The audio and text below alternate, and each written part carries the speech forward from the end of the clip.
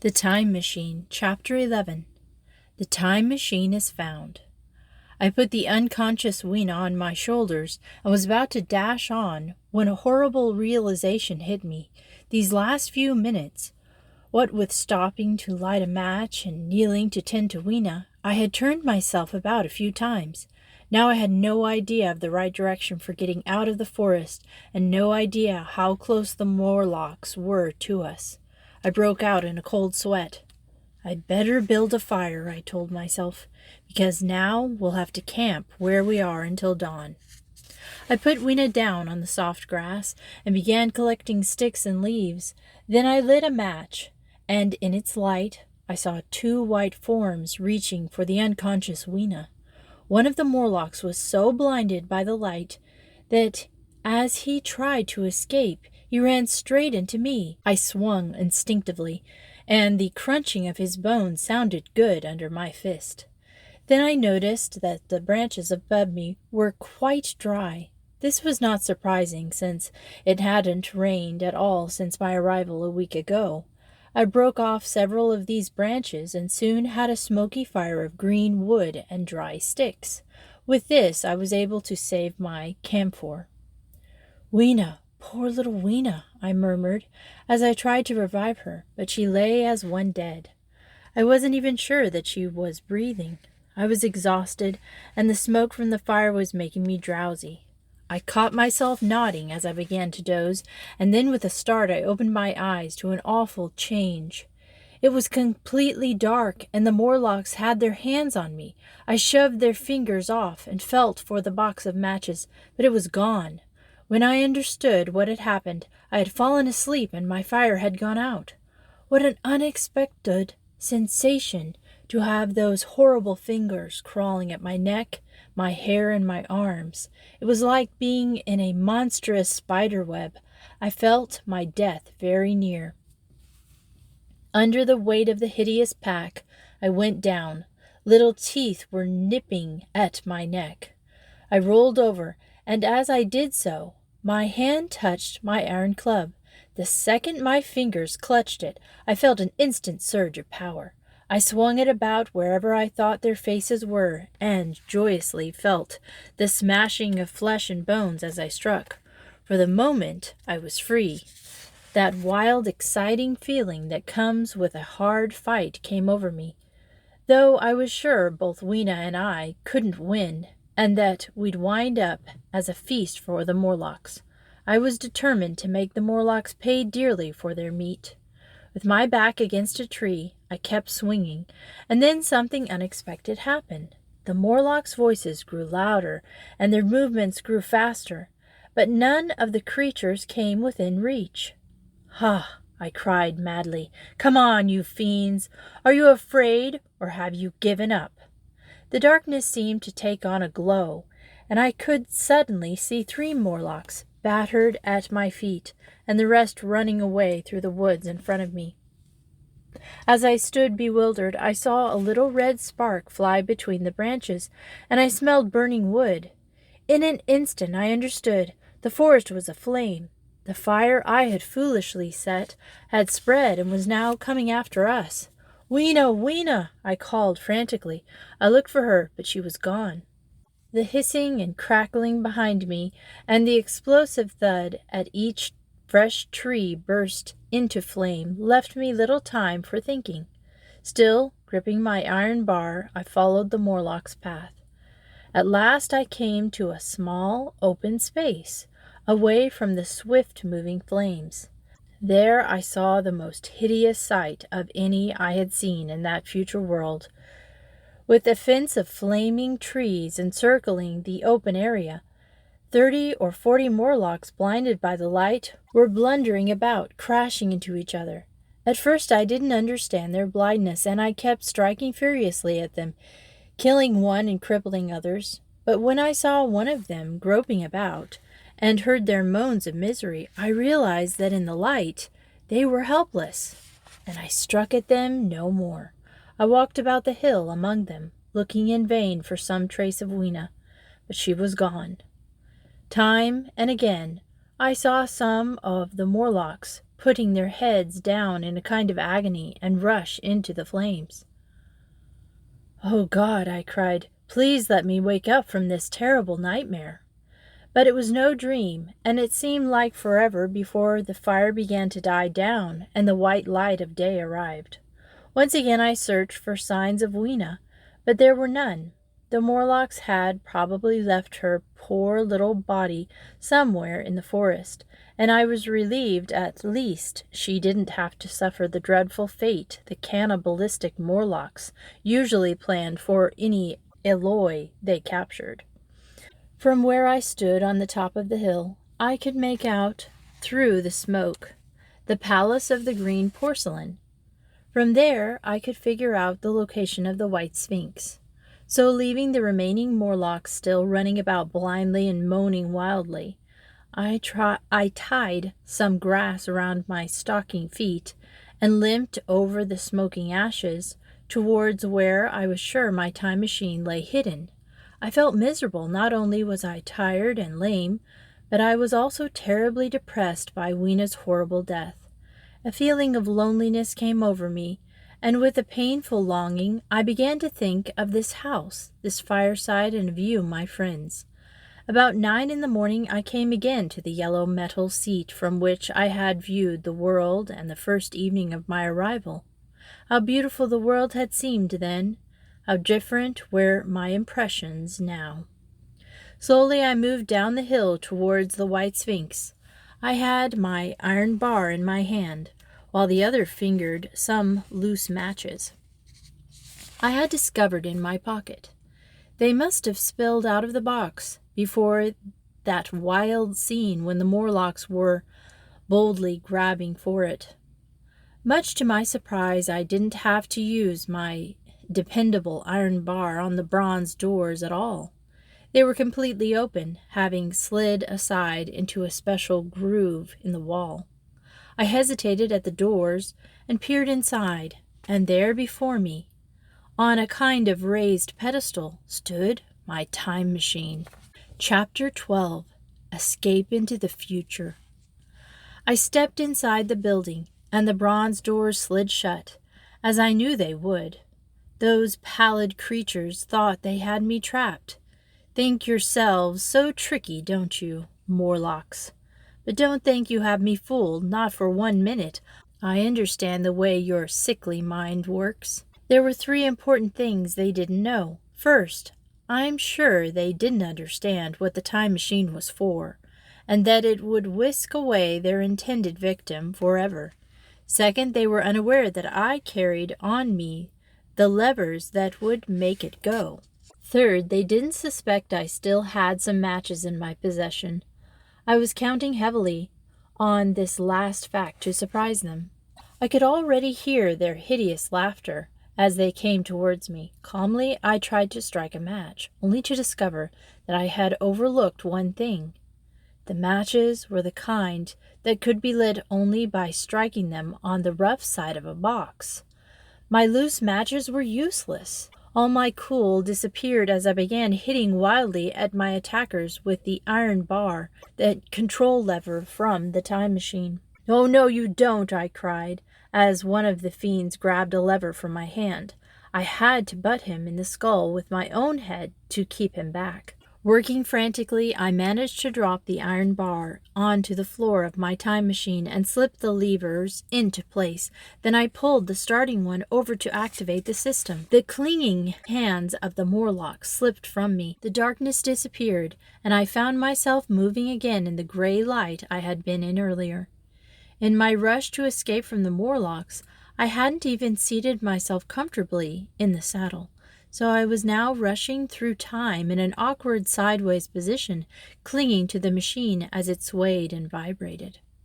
Suddenly I brought myself to look at the dials, and I discovered that I had unthinkingly pulled the lever in the wrong direction. I was moving into the future instead of going back to my day. Still, I didn't change the lever. As I drove on, a peculiar change crept over this future world. The blinking of light and dark, the change from night to day, grew slower and slower. The sun had stopped setting. It simply rose slightly in the west and dropped back in place, growing broader and redder. All traces of the moon had vanished, and the stars were circling slower and slower. Finally, a steady darkness fell over the earth. Our planet was no longer spinning. It had come to rest. Ever so carefully, I began to reverse the motion of my machine until it came to a gentle stop. The sky was no longer blue, but rather inky black with pale white stars on the horizon, and sun lay red and motionless. What will I find here now? I wondered. World, what are you like? Looking out of my machine, I saw I was on a beach. A clump of reddish rocks and some moss-green plant growth surrounded me. The sea stretched to the horizon, but there was no waves. I was breathing very fast because the air was thinner then than it is now, and from far up a desolate slope I heard a harsh scream and saw a creature like a huge white butterfly go fluttering up to the sky and disappear. The sound of its voice was so dismal that I shivered and seated myself more solidly on the machine. Looking around again, I saw that what I had taken for a reddish clump of rock was slowly moving towards me.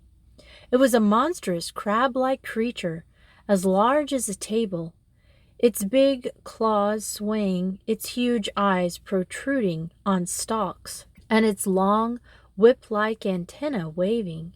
Its back was ridged with a greenish crust. Its ugly, sectioned mouth was flickering and feeling as the monster lumbered towards me.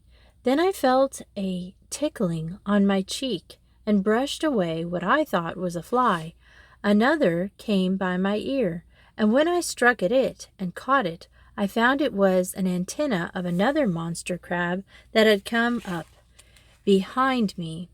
Its evil eyes were wiggling on their stalks, and its mouth was alive with a craving appetite. I hurriedly pulled the lever and put a month's time between myself and those monsters. I was still on the same beach where I saw dozens of those grotesque giant crabs crawling among the intense green plant life. The desolation that hung over the world was appalling. I moved on 100 years, but saw much the same sight. So I traveled on, stopping every 1,000 years or more, interested in finding out what eventually happened to the planet. At last, more than 30 million years from now, the huge sun had come to take up nearly a tenth of the sky, and the earth was dying. Now the beach was white, and all the crabs and plant life had disappeared. It was bitter cold, and snow kept falling along the ice-frigid sea and on the higher island slopes. As my gaze turned back to the sun, I noticed its outline begin to change, as if something was eating away at it. It grew darker and darker, and as blackness crept over the day, I realized what I was seeing. "It's an eclipse," I said to myself. "Either the moon or another planet is passing between the earth and the sun." All I was aware of was this blackness, the snow, and the silence. Then the edge of the sun began to reappear, and I thought I saw an object flopping about on the sandbar near the shore. Was there still life on the earth? I got off the machine and walked to the water's edge for a closer look. Yes, it was moving. It was a round thing about the size of a football.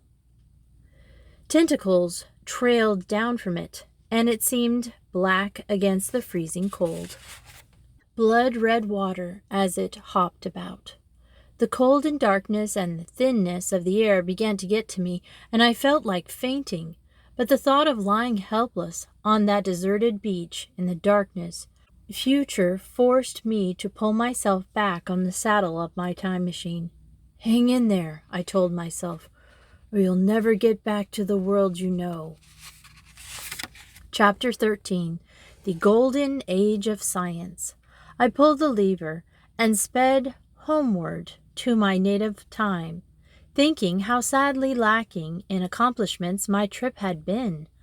What wondrous healing salve, What formula for peace, what marvelous new hope for my race was I bringing back to share? None at all, nothing whatsoever. All I can show for my week of maddening strain and frantic activity are bruises, bitterness, and the memory of tragic disappointment. I made up my mind, therefore, to make one more stop. But what date to choose?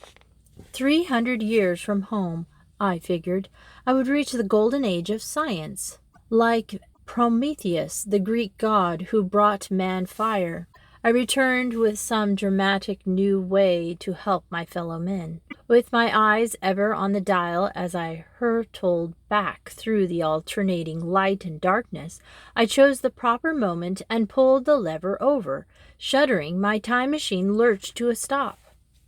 I looked up and noticed where a tiled ceiling had once covered my lab. There was now a high, transparent dome with colored liquids pulsating along it in glass-like pipes. Abruptly, a hand that was gloved in silvery silk reached in and squirted something near my face. It smelled like roses. How wonderful, I thought. In my day, in the South Seas, people always welcome newcomers with floral wreaths. It looks like that custom has spread and lasted on to the 22nd century. What a pleasant greeting! But my good mood began to diminish as I sensed a strange change in my body. Then the mood vanished completely when a pair of hands pulled me roughly out of the machine. A figure in silver cape and tights, with gloves to match, was saying, "That's enough apathy gas, Kolar. There's only one passenger." So that was why I felt so apathetic. Why I was so unconcerned that I never thought to raise my hands in resistance. I really had no desire to do anything, and then I passively allowed myself to be led to no matter where. It turned out to be the truth room, this very smoking room we're sitting in right now, converted into a kind of interrogation office. The first thing I noticed was 4 enormous portraits on the wall. They were all of people in white lab coats, 4 of them hanging there on the wall. "Truth pellet, Taggett," ordered the tall, white-haired man from behind the elaborate, gadget-covered desk. This man, obviously their leader, appeared to be in his 50s, and the caped uniform he wore was dark purple. The 3 others in the room all wore soft shades of clothing. The man called Taggett reached his silver-gloved fingers into a dispenser box strapped to his middle and pressed a lever. A small cigar-shaped capsule popped out. Taggett held it aloft and snapped it in two. "Ready, sir," he said. A wispy pink cloud rose slowly to the ceiling, drifted down, and was gone. "Now," said the one in command, "set the interpreting machine and hook him up. We'll soon find out which of their languages he speaks and change it into ours." "You really think he's one of them?" asked the blond, blue-caped man. "Of course, Darton," answered the leader. "Did you ever see such garments in all the Northdom?" "Never," said Darton. "Never," agreed Taggart. "But do you think he may have escaped from Southdom? Look how bruised he is, and notice the condition of his clothes." "It's an old Southden trick to fool us," said the leader. "The truth pellet and the language interpret X will soon reveal it. Now hook him up, Kolar," and he pointed to a man-sized machine with many knobs and dials. "That won't be necessary," I said quietly. "I speak your language, and am in fact an Englishman." "It is good that you are familiar with our tongue," said the leader. "But what is an Englishman?" It would be hard to say who was more stunned, the 4 capped figures or myself. I then told them briefly about my background and my invention. I suppose it was the influence of the truth pellet that prompted me to express my intent disappointment at what I had experienced that past week. "I should have gone straight home in time," I finished, "but I had hoped to find myself in an advanced world run by intelligent men of good will. Instead, here I am, a drugged captive, waiting to be questioned and locked up, and I don't even mind. Your apathy gas took care of that." The silver-haired leader looked hurt. "You misunderstand," he said. "You are not our prisoner. This is necessarily our standard practice in dealing with strangers." "But why?" I asked. "Out of the need of protecting ourselves," said Taggart. "We didn't recognize your time machine for what it is, because it is such a primitive model." "You mean you've got them too?" I asked in amazement. "Had them," said Darton. "They have been outlawed for 200 years. This piece of information shocked me. "Why were they made illegal?" I asked. "Too many of our bravest and brightest people were disappearing," said Kolar. "Remember studying about that last trip?" asked the leader.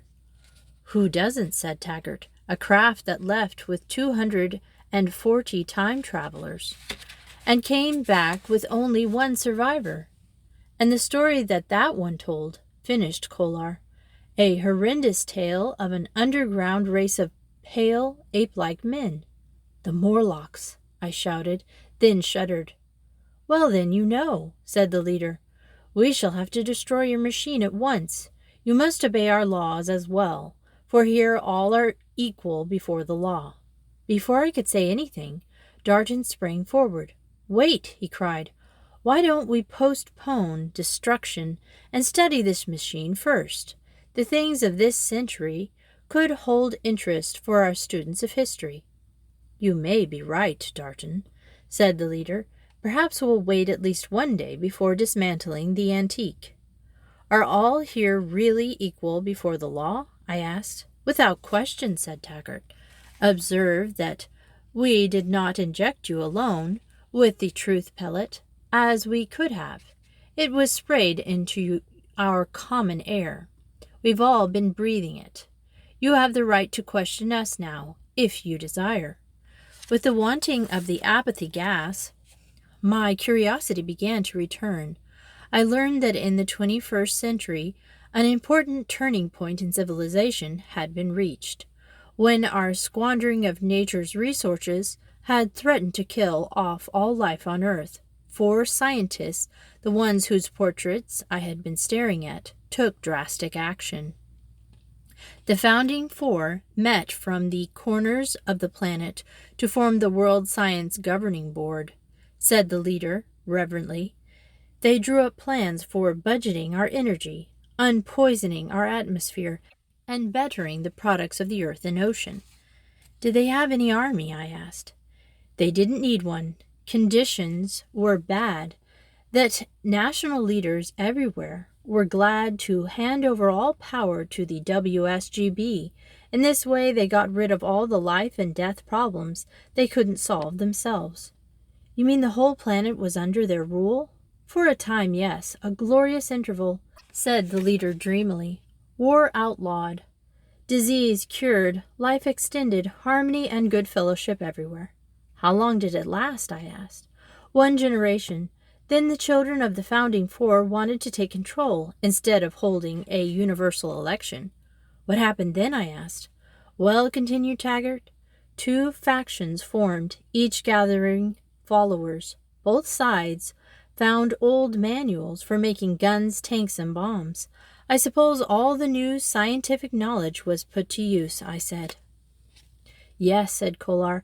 "One group, ours, took over the North Polar area after melting the ice pack and causing havoc on the world's weather conditions. By the way, we filled in an island at the North Pole, and that's been our main headquarters." "And the other group?" I asked.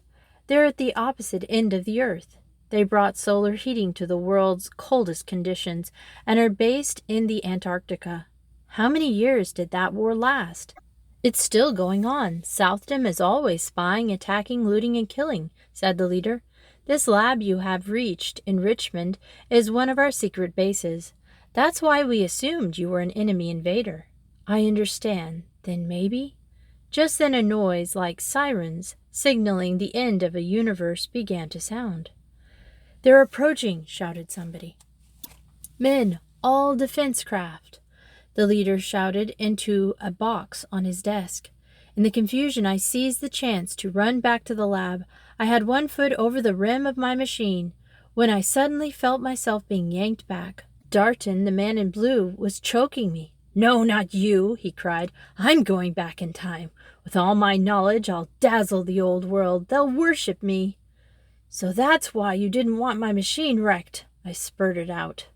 "Farewell and thanks," he said, and left me lying weakly on the floor. Desperately, I hoped the truth pellet had worn off as I shouted, "You'd better let me show you where the poison gas lever is, or you'll destroy yourself." He believed me, of course. Any craft he'd have built would have contained a poison gas lever. "All right, come on," he said, "but no tricks." The gloved index finger he pointed at me had a deadly-looking gun barrel at its tip. "It's here on the floor," I said, and reaching down, I grasped the old iron bar I had flung there in escaping from the Morlocks.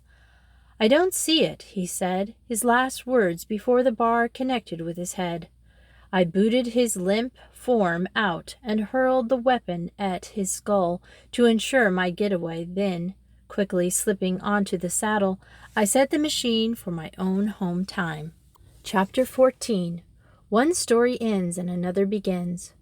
When the dial showed today's date, I stopped the machine and saw my familiar lab tools just as I had left them. I got off the time machine very shakily and sat down on my bench, trembling violently. Then I became calmer. My workshop was exactly as it had been, as if I had been in a dream.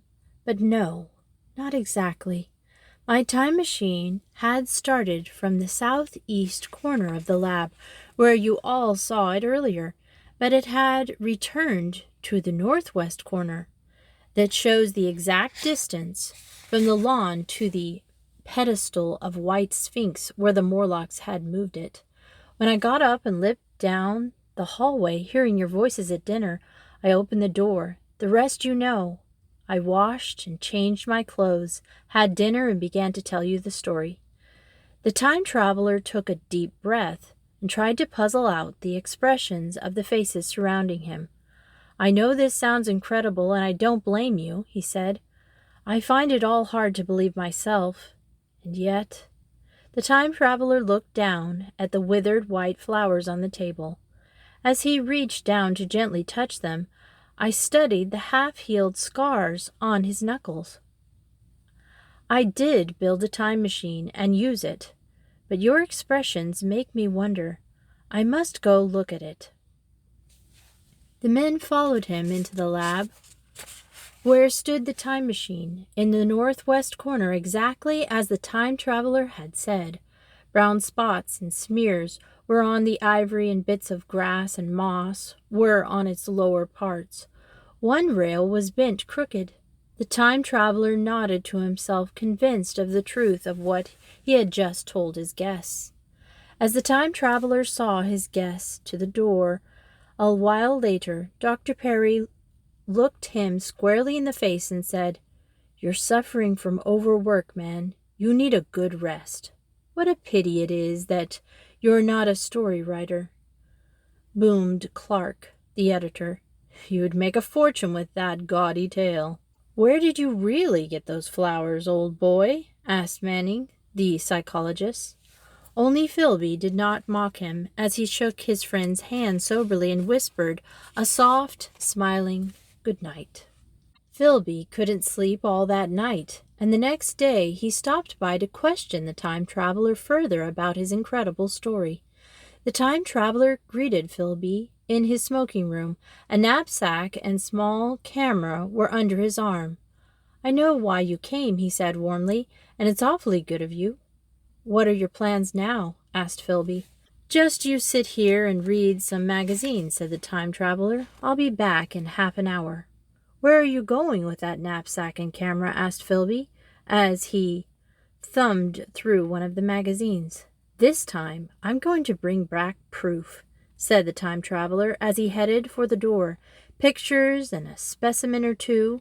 Will you wait for me?" "Of course," said Philby, almost absent-mindedly. Then the full meaning of what his friend had just said hit him, and he ran down the hall to the lab. When he reached the doorway, Philby felt a gust of wind and saw a whirling mass of black and brass, and then the flash of transparent figure. Suddenly, a large pane of glass in the skylight came crashing to the floor, and the room was empty. The time machine and the time traveler were gone. Philby waited, but the time traveler never returned. That was 3 years ago. Will he ever come back?